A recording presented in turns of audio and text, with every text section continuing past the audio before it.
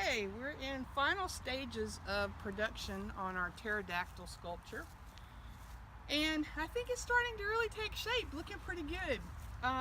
We've experimented with how to give it texture and some 3D effect. So we've done the eye inserts here, and then I found these really cool lights that I had left over from an event. Can't really see during the day, but these light up all the way through the feathery tips. So I just cut a slit in, and then I can stick them in just like this. They create these really cool little eyeballs or eyelashes. And then I have some blinky rings that I cut the ring part off, and I can stick those in like this. And then look how cool that is. Gives it a lot of character. So all these little enhancements bring the sculptures to life, and not very complicated, just real low-tech stuff that you can order on eBay or Amazon. I think I actually got these little devices, and they're maybe $2 a pop, at a resource called blinkyrings.com, blinkythings.com. So I think really I paid like $2 for these. And you just stick them in and switch them on, and they're LEDs, so they last a really long time. And then I popped the little blinky rings in on top. The blinky rings were $1 a pop, nothing really complicated. So I've done a few things that might be helpful to you if you're building something. One is I thought about how do I mount my sculptures, and all I've done here is I've taken a piece of PVC, blocked off the end of it with some tape, and then I bought this dowel at Lowe's, and I just dropped that dowel in. I'll paint it black, and then underneath the sculpture you can see I just attached another piece of PVC pipe, glued it in, screwed it in, taped it in. Nothing really fancy about that, but it allows me to take it apart and put it back together really easily, and then it just slides in. I think that's a pretty simple way to attach. So a couple of things I did that might be interesting to you. I decided to give it the best flow behind the thing I'm pulling it on, to do a pivoting wheel on the front, a single wheel on the front. That's just a swivel wheel that I got off of a piece of equipment we had here. So you can see when you lift it up, it turns pretty easily, so it allows it to go in either direction. Then we've got these lawnmower wheels on the back. Again, this is just a piece of metal we had laying around. We mounted it underneath with some epoxy glue and some little clips, and then we ran a piece of wooden dowel through it and attached the wheels here. This is a piece of wooden dowel with some tape and a screw on the end that allows the wheels to stay on. And the big deal, I think the most important part of all of this, is if you're going to use this really simple method of attaching a screw to a wheel and letting that turn be what moves your sculpture up and down, you've got to get a screw and some spacers. Come closer.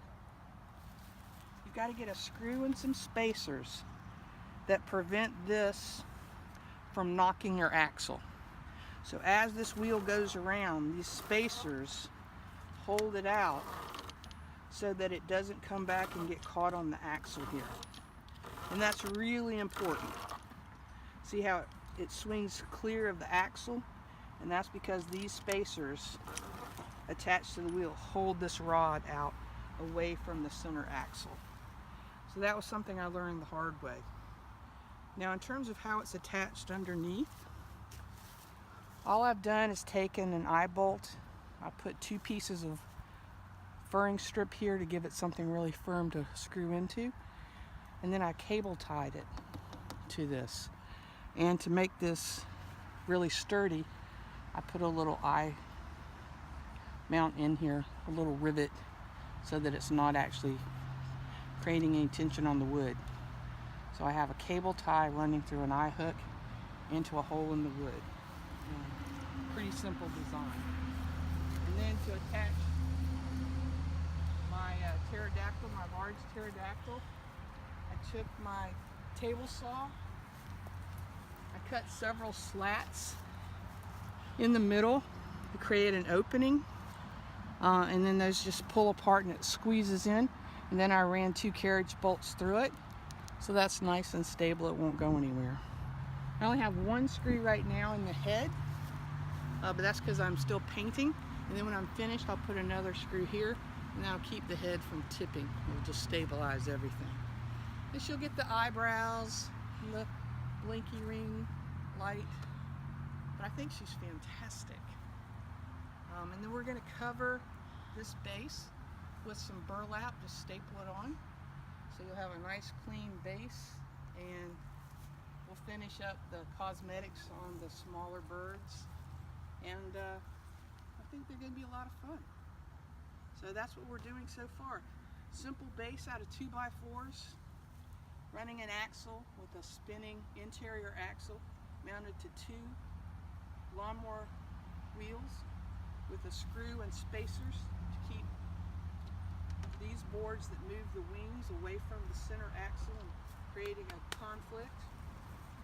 And then these smaller sculptures are going to bounce back and forth on these wooden dowels. It gives them the ability to kind of bounce a little bit, so they'll feel like they're moving around. But pretty basic design, pretty simple structure. We've done things like take tape and cut it in small strips all over to give it a sense of scales or texture. When we finish painting this, the tape effect is going to go away and it'll feel more like skin. This purple one is a pretty good rendition of that. And then here's something we did to change the arch of the wings. We just took a piece of string and put 2 eye hooks in the top and the string between to hold these wings up, and then these wings are down, so they're just in different flight shapes. We could do the same thing here. I could put an eye hook and pull these wings up if I want, if I change my mind, but I thought it was kind of cool to see one set of wings down. And then we'll be taping Christmas lights along the profile of each piece and running those down to a battery that we hook everything up to. So she's coming along. Rebecca, tell her where she's going to be at in December.